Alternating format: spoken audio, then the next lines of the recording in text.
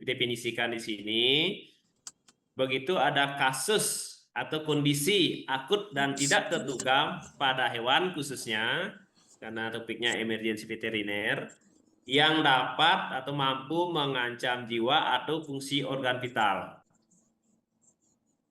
Ya, yang serta membutuhkan penanganan sesegera mungkin untuk mencegah kematian atau komplikasi yang serius. Ya, itu ya namanya emergency. Begitu ada pasien datang dengan keluhan misalnya dyspnea atau perdarahan, segera harus kita melakukan tindakan untuk mencegah terjadinya gangguan fungsi organ vital atau dapat mengancam jiwa. Ya. Nah, ini contohnya ada trauma perdarahan hebat, gangguan pernapasan, kejang, obstruksi urinaria, kemudian ada keracunan. Itu harus kita lakukan tindakan sesegera mungkin untuk melakukan penolongan terhadap atau melakukan treatment terhadap pasien-pasien emergensi tersebut. Ini baju bapak Nah, dulu kan udah seminggu. karakteristik emergensi tersebut seperti apa? Ya. Lupa aku ambil. Nah, itu biasanya tanpa diketahui tiba-tiba aja muncul hewannya kejang-kejang tanpa kita ketahui atau owner ketahui, tanpa menunjukkan sebelumnya dia mungkin mengalami kepucatan atau mengalami perdarahan atau mengalami ketidakaktifan. Nah, itu tiba-tiba aja muncul. Nah, itu harus segera dievaluasi oleh vet atau dokter hewan untuk dilakukan penanganan. Kemudian karakteristik yang kedua, progresif dan kebusan apa ini? Tuh. Rumahnya kalau saya kecupritan kos-kosan. Ini baru ya, kali ya baru ya. Kali bisa. Oh, ingat, enggak bisa. Karena ada laundry di kanan. Kanan dulu. Kiri juga ada. Misalnya. Ada kiri. Nah, itu kalau tidak ditangani mungkin bisa terjadi shock, ya ke kiri dulu respirasi aja, atau henti jantung. Ya, hewan bisa mengalami kematian. Nah, itu harus cepat dievaluasi dan lakukan penanganan. Ya, itu kejadian begitu cepat atau akan memburuk dalam hitungan jam bahkan menit. Kemudian karakteristiknya adalah ya jelas mengancam nama. Di dalam sana ada. Mengancam nyawa tanpa intervensi yang segera, tanpa dilakukan evaluasi segera, tanpa dilakukan treatment yang sesegera mungkin, kematian hewan dalam kondisi yang kritis bisa terjadi. Ya, karena dapat mengancam. Misalnya bleeding yang terus-menerus tanpa diketahui, misalnya internal bleeding yang terjadi terus tanpa diketahui oleh owner dari klinis yang timbul, ya itu kematiannya bisa terjadi dengan perlahan-lahan. Kemudian karakteristik emergensi berikutnya adalah membutuhkan keputusan yang cepat. Nah, di sini nanti mungkin di topiknya dokter hewan itu harus mampu mentriase atau menilai seperti apa nanti dia bersikap untuk menangani kasus emergensi tersebut. Apakah dia pertama evaluasi harus masang oksigen, ataukah harus menggunakan pemasangan infus untuk terapi cairannya terlebih dahulu, atau mungkin transfusi darah karena kehilangan darah yang berlebihan sehingga menyebabkan terjadinya sel hipokaliemia. Ya, seperti apa nanti tindakannya nanti mungkin di topiknya Dr. Yudi, adik-adik bisa memperdalamnya di sana. Ya, mungkin itu aja karakter emergensi di superficial di permukaan yang saya sampaikan. Tiba-tiba progresif dengan cepat dapat mengancam nyawa dan membutuhkan keputusan yang cepat dalam penanganan kasus tersebut. Gak dapat apa dia pulang. Nah, secara umum ya di pendahuluan ini saya sampaikan tujuan penanganan emergensi yang pertama jelas untuk menyelamatkan nyawa si pasien. Ini. Kemudian yang kedua menstabilkan kondisi sebelum tindakan definitif. Misalnya tadi ada yang keracunan nih, keracunan misalnya organofosfat atau racun tikus, itu harus distabilkan terlebih dahulu sebelum nanti tindakan berikutnya diberikan. Misalnya apakah terapi cairan, apakah infus atau oksigen yang diberikan. Ya, itu nanti baru nanti terapi selanjutnya diberikan. Misalnya harus diberikan vitamin K1 untuk yang keracunan organ apa namanya rodensia racun tikus, atau apakah memberikan atropin sulfat untuk yang keracunan argona fosfat, arganofosfat tersebut. Ya, itu harus disesuaikan, Iya. distabilkan terlebih dahulu, baru nanti tindakan terapi definitif selanjutnya. Apakah suportif juga diberikan, misalnya harus memberikan suplemen tertentu Chandra aja kayak kembar. multivitamin, Nah, silahkan sama. disesuaikan dengan kondisi Itulah setelah hewan kalau tersebut stabil. Udah. Kemudian aplikasi lebih lanjut, ya, misalnya yang tadi ada fraktur misalnya nih, atau ada luka yang terbuka, itu harus segera ditangani. Kalau tidak bisa komplikasi yang lebih lanjut, misalnya ada infeksi, kemudian bisa menyebabkan sepsis, yang jelas menyebabkan kematian pada hewan tersebut. Nah, itu harus dicegah dengan melakukan tindakan emergensi, kemudian lakukan terapi selanjutnya. Kemudian memberikan kenyamanan dan mengurangi rasa sakit. Ya, setelah diberikan treatment yang emergensi, hewan-hewan yang tadi mengalami perdarahan sudah kita tangani perdarahannya. Kemudian dia misalnya memerlukan transfusi darah, berikan transfusi darah. Kemudian tadi sebabnya misalnya ada fraktur, ya jelas kita juga harus memberikan yang sifatnya mengurangi rasa nyeri, apakah dalam bentuk nanti obat-obatan Kakak tuh jus opioid masa lalu ada di situ. atau enggak golongan non steroid yang efeknya bisa menimbulkan atau meredakan rasa nyeri, gitu ya. Itu juga harus diberikan. Nah, itu kurang lebih superficial tujuan penanganan emergensi veteriner, khususnya pada hewan-hewan kesayangan, ya, yang bisa ditangani dengan cepat untuk menyelamatkan jiwa si pasien, terutamanya. Nah, ini prinsip dasar emergensi. Nah, ini beberapa textbook menyebutkan A, B, C, D, E, biar gampang dihafal. Yang pertama, prinsip dasarnya adalah airway. Pastikan jalan napas terbuka. Ya, jelas nih vital sign yang pertama, pernapasan. Itu harus segera evaluasi. Kalau tadi sudah jalan napasnya bagus, keselamatan pertama sudah bisa dilonggarkan misalnya gitu ya, atau bisa dipastikan kita sudah menjamin kebutuhan suplai oksigen yang masuk ke peredaran darah atau sampai ke otak itu sudah tercapai, sehingga mencegah terjadinya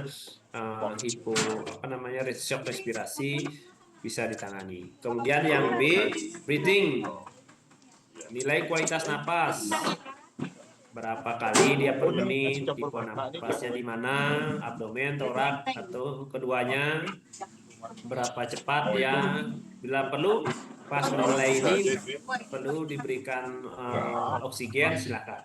Ya, harusnya sih wajib diberikan oksigen untuk pasien-pasien yang mengalami gangguan pernapasan yang harus kita tangani secara gawat darurat atau secara cepat. Kemudian sirkulasi, periksa denyut nadinya, misalnya di femoralis, apakah masih terasa, teraba atau tidak, berapa frekuensinya. Kemudian dilakukan perfusi juga. Kemudian jika pasien-pasien mengalami perdarahan, segera hentikan perdarahan untuk menstabilkan sirkulasi ini. Kemudian segera juga dilakukan tindakan pemasangan IV catheter infus dengan tujuan untuk melakukan fluid terapi.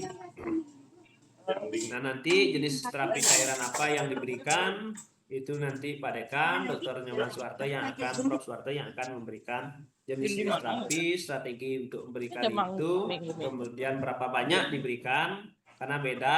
Untuk yang emergency Minggu ya. berapa banyak diberikan terapi cairan, untuk maintenance berapa banyak yang diberikan cairan, untuk yang defisit Ya udah berapa banyak diberikan cairan. Itu nanti ada teorinya, atau mungkin aplikatifnya, dokter atau konsultan yang akan memberikan. Oh, mau kamu pesan. Bukan. Kemudian D, disability. Ini misalnya status neurologisnya Kayak mau. dievaluasi. Misalnya hewan ketabrak pada daerah Ada mang. Tadinya pir. lumbal terakhir misalnya, Masih ada, Kak? sehingga menyebabkan menyeret atau mungkin tidak bisa jalan. Itu status fungsi sarafnya harus dites di sana. Apakah harus melakukan tes nociception, memberikan rangsangan dengan mencubit di Pinjem dulu ya, bentar ya. permukaan di kulitnya dengan mengevaluasi apakah ada reaksi dan tidaknya, bisa kalian nanti nilai di sana. Kemudian pada saat dia berdiri dengan proprioception test, apakah Ketinggalan. kembalinya posisi Ketinggalan. tarsal ke posisi semula dengan cepat atau Di Bandung, tidak, di- di sana di kamar dinilai Medput. untuk Nanti fungsi nenek suruh bawain pas pulang ke Bandung. Saya mau apa besok namanya mengangkat sarafnya, lampu. kemampuan hewan tersebut Menghindari ini enak-enak. mempergunakan usaha Bapak kalau mau efek ngomong dan hampir tidak. aja. Tapi aku Kemudian jika seandainya tertabrak misalnya trauma di daerah kepala, cek kesadarannya, kemudian cek mobilnya apakah ada refleks dengan lancaran cahaya dan tidak. Nanti Paling mau kalian ketemu yang Om evaluasi. Acong, Misalnya mau nih, menai, sudah paling tidak kan. ada refleks pupil sudah melebar, ya nanti bisa dileo pasien sudah mengalami kematian sebelum ditangani, misalnya seperti itu. Ya. Itu harus cepat Nah, tindakan. ini mah butuh komplain. Ini ya. Kemudian exposure, cek seluruh tubuh untuk trauma. Nah, misalnya ditabrak tanpa diketahui oleh ownernya, ya cek seluruh fungsi tubuhnya. Ya. Kemudian jika terjadi luka, tangani pelukaannya. Jika terjadi perdarahan, hentikan perdarahannya. Jika mengalami kenaikan suhu tubuh, berikan terapi untuk menurunkan temperatur tubuh, atau bahkan dia mengalami hipotermi, lakukan tindakan untuk meningkatkan suhu tubuh. Ini Ya. ada prinsipnya nih, Ya, ini kita prinsip dasarnya melakukan prinsip untuk melakukan dasarnya. tindakan emergensi.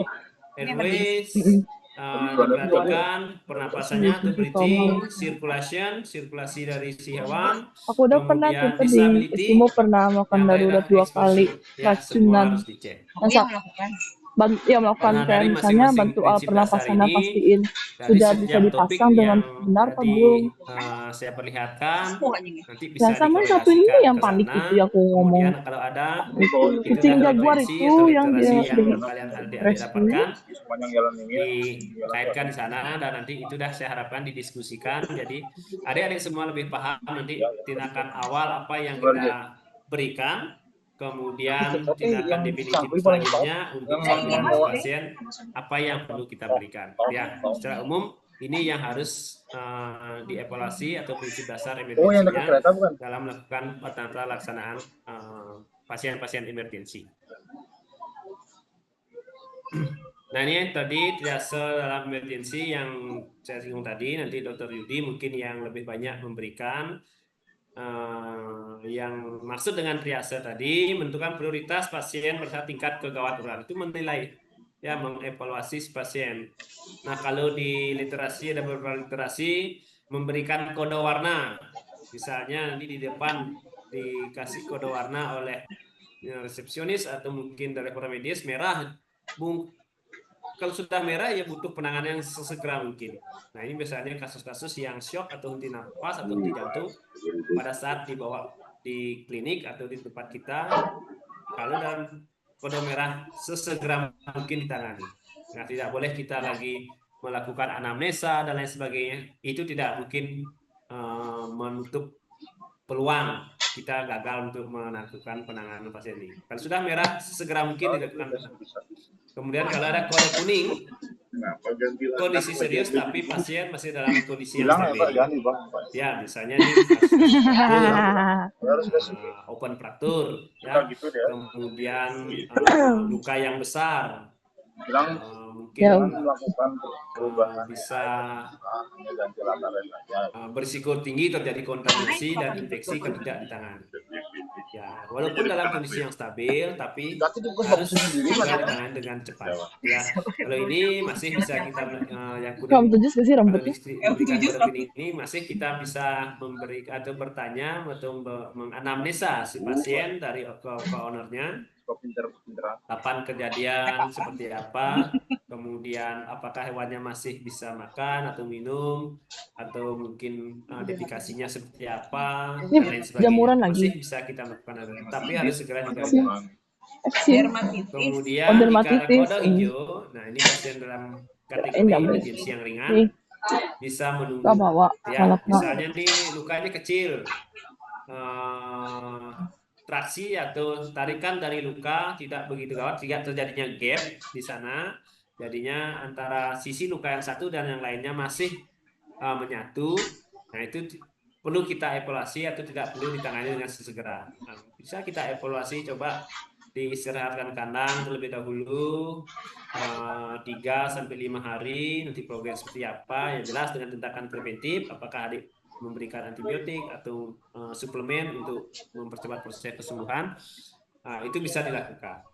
Kemudian apakah mengalami hipotermi atau demam, evaluasi apakah ada penyakit infeksius yang menyertai, atau mungkin karena dari luka tadi yang ada indikasi infeksi, juga harus dilakukan penanganan. Ya, kalau hijau ini masih dalam kategori yang tidak begitu cepat kita harus mengambil, bisa kita mengevaluasi pasien tersebut. Kemudian jika diberikan kode warna hitam, berarti prognosis dari si pasien sudah sangat buruk. Ya, misalnya mengalami dehidrasi yang berat, kemudian kasihan, tidak memakan rambut kurus sekali dia, kemudian tidak bisa bangun, kemudian pupilnya sudah tidak responsif. Nah, itu mungkin sudah kita bisa kategorikan prognosis yang buruk. Refleks neurologisnya sudah tidak ada tadi yang dievaluasi, sehingga resusitasi tidak bermanfaat jika diberikan. Ya, itu harus diberitahukan ke owner. Nah, ini kondisi pasien seperti ini, tindakan yang bisa dilakukan tindakan standar, misalnya kalau dia dehidrasi berat sekali, terapi cairan berapa banyak diberikan sesuaikan dengan kebutuhan. Ya. Nah, ini beberapa Ini nggak delay, orang langsung. rekomendasi yang diberikan dengan kode warna, atau mungkin dengan hasil tindakan, misalnya yang 1, 2, 3, atau yang Aku masih pilih, parah, aku nggak dapat atau apa-apa. ringan, tergantung dari interaksi yang Nggak beli, nanti malah kita dapatkan. makan. Nggak beli. Dan apa Nah, ada untuk dua klasifikasi suami istri kasus penumpang sebelah emergensi pada lawan hewan atau pada hewan kecil ya, yang dikategorikan emergensi, ya jelas pada saluran pernapasan, Terus naik kereta yang kemudian yang sirkulasi atau kardiovaskuler, kemudian pakai WUS aja, pakai WUS aja biar gampang. kemudian trauma, itu ada luka, ada fraktur dan lain sebagainya. Kemudian metabolik, apakah mengalami tadi hipokalsemia atau itu asidosis diabetes, kemudian hipoglikemia, yaitu tangani dengan baik untuk penyebabnya. Kemudian toksikologi, apakah tadi ya keracunan pestisida atau organ fosfat, silakan disesuaikan, atau keracunan logam berat disesuaikan, atau mungkin keracunan obat-obatan misalnya sering terjadi di lapangan atau di tempat praktek nih, owner memberikan paracetamol untuk kucingnya karena dikira mengalami demam. Setelah diberikan paracetamol, tiba-tiba kucingnya mengalami kebiruan pada mukosanya atau pucat. Mungkin keracunan paracetamol ini harus segera juga dilakukan penanganan. Ya, misalnya dengan memberikan antidotnya adalah asetilsistein, ya. Semua bisa ditangani kalau saat kita dengan cepat bisa menangkap yang penyebabnya. Oh, ini tindakan yang harus dilakukan. Kemudian yang terakhir adalah urogenital. Ya, misalnya di kucing yang mengalami FLUTD, misalnya terjadinya obstruksi, terutama pada kucing-kucing jantan. Nah, itu apa yang harus kita lakukan? Apakah harus segera dilakukan pemasangan kateter jantan atau seperti apa? Silakan. Ataukah pasien-pasien yang mengalami kesulitan melahirkan, distukya, Sama harus Din. segerakah kita lakukan tindakan sesar dan sebagainya? Akan disesuaikan. Nanti ini bisa diikut sertakan dengan analisa kapan dia mulai misalnya nih untuk distukya, kapan dia mulai mengejarnya, kemudian mengejar yang keras yang Bapak Ibu temukan kapan, berapa jam yang lalu misalnya, atau bahkan kapan Bapak Ibu melihat adanya balon kayak balon yang keluar dari kelaminnya, Oh, itu digali harus segera terus. dilakukan. Oh, barusan kok pecah warnanya hijau, sudah evaluasi. Apakah harus dilakukan tindakan bedah sesar atau menunggu dengan kelahiran normal dengan segera mengevaluasi misalnya posisi fetusnya seperti apa, Nggak usah. apakah dengan lubang peranakannya sesuai. Nah, itu terus dipertimbangkan untuk penanganan. Dia aja pas ada meeting apa baru. Ini proyek. Nah, ini peran dokter hewan dalam kasus emergensi. Saya singgung tadi, mengenali cepat tanda klinis kritis, mengambil keputusan cepat, membentuk tim kerja, komunikasi jelas dengan pemilik, misalnya tentang kondisi tadi ya, yang ada label hitamnya tadi, gimana kita memberikan prognosis yang baik. Kemudian yang terakhir adalah etika profesional. Ingat, kesejahteraan hewan sebagai prioritas utama. Nah, dengan kondisi seperti apa yang datang hewannya harus tetap kita tangani dengan sebaik mungkin. Ya, walaupun dia dalam perjalanan sudah mengalami jalan ditaruh di meja periksa kalian begitu AB harus tetap kita mengutamakan. Mereka diajarin. Waduh, udah sering sama jasa dulu waktu kecil tahu. Kayak mau Iya. Terus Waktu kompetensi itu apa kenapa yang pakai kita majas? harapkan dari adik-adik semua setelah mengambil mata kuliah ini? Ngajari kamu gitu. Yang pertama jelas mampu mengenali tanda klinis emergensi. Dari 20 tahun yang lalu tempat aja masih sama, Kemudian cuman itu mampu melakukan ada yang mesin, ada sing. triase yang sederhana. Jangan ini, jangan Kemudian yang ketiga memahami prinsip ABCDE tadi. Ya, airways-nya seperti apa, breathing-nya seperti apa, circulation seperti apa, disability-nya seperti apa, exposure-nya seperti apa. Itu nanti dia yang akan memahami. jam 16 Dari kalau Jumat itu banyak literasi yang harus dicari. batik air. Kemudian mengetahui obat-obatan dasar emergensi atau tindakan dasar emergensi pada setiap kasus. Bahaya ya, bahaya banget. Yang terakhir mampu bekerja dalam tim masih bisa masuk, kan? untuk menangani kasus gawat darurat, ya yang emergensi. Jadi kalau tidak bisa bekerja dalam tim, misalnya satu si A misalnya terlalu aktif, yang si C misalnya terlalu lamban gitu ya, di sana nanti kurang mendukung, pasti terjadi konflik nanti di tim emergensinya. Ya itu harus paham, mampu bekerja sama dalam tim emergensi. Dia beli aqua kemarin. Mungkin itu aja yang pengetahuan yang bisa saya sampaikan. Nah, di awal pertemuan ini Beli aja dulu. nanti Beli aja dulu ya. Oh, sebelum saya akhiri, ada yang ditanyakan di pendahuluan ini? Silakan. Beli sendiri-sendiri aja, Din. Ayo coba.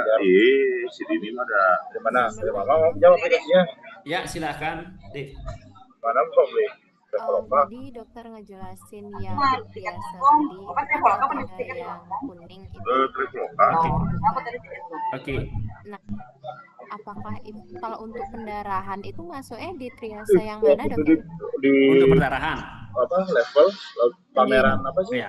Kalau perdarahannya ada perdarahan di pembuluh darah besar dan pembuluh darah kapiler kan lain nih. Kalau saat ini perdarahannya cukup banyak sehingga pasien menyebabkan shock respirasi misalnya masuk ke A, ke merah. Tapi nanti beda. Kalau perdarahannya misalnya di perifer, walaupun sudah ditekan dan lain sebagainya, tetap mengalir darahnya, tapi tidak menyebabkan hewannya anemia atau mengalami pucat, masuk ke kuning.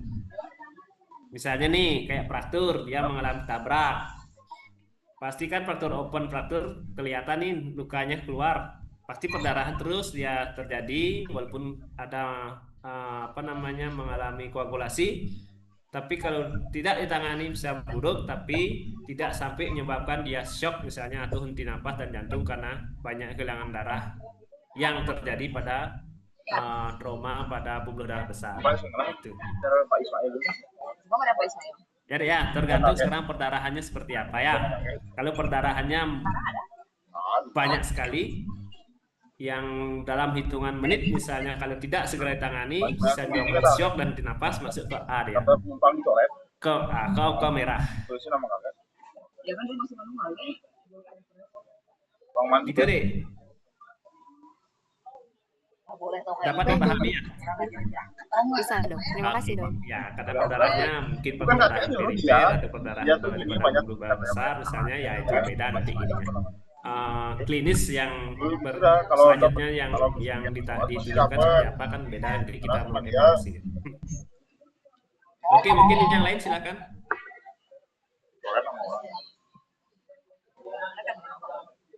Ya dulu masih gitu, nggak ada sistem online. Banyak kenalan ada koneksi. Sekarang mah ditutup.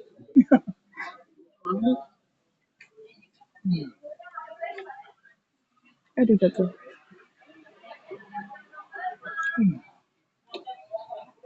Ini penarungan ya, pasalnya. Tadi memuluk. Warna. Sudah tahu.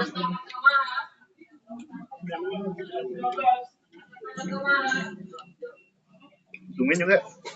Oke, kalau tidak ada, mungkin pendahuluannya cukup sekian.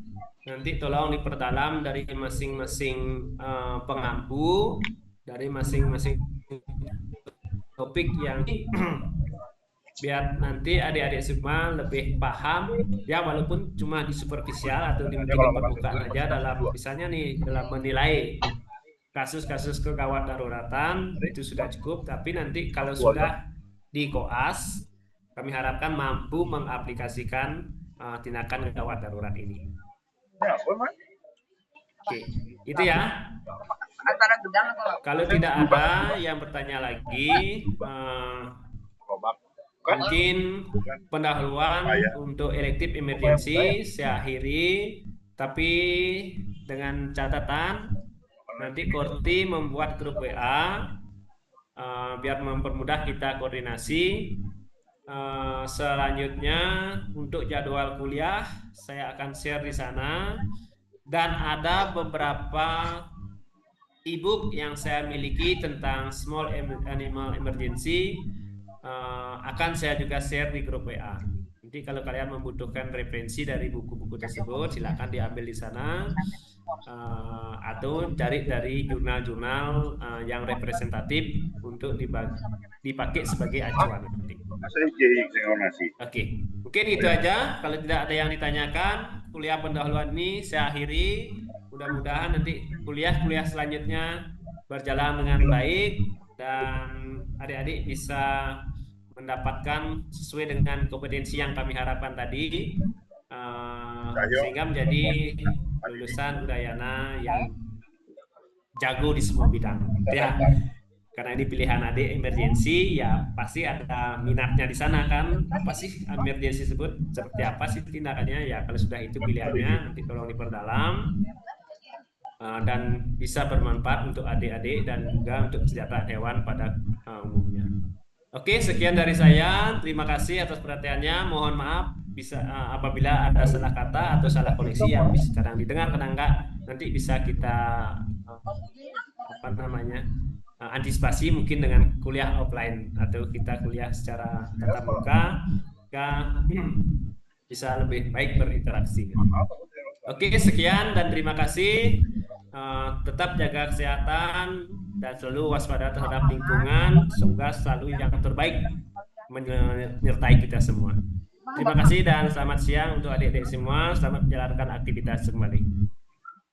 Siang, dokter. Terima kasih dok. Terima kasih dok. Terima kasih dokter.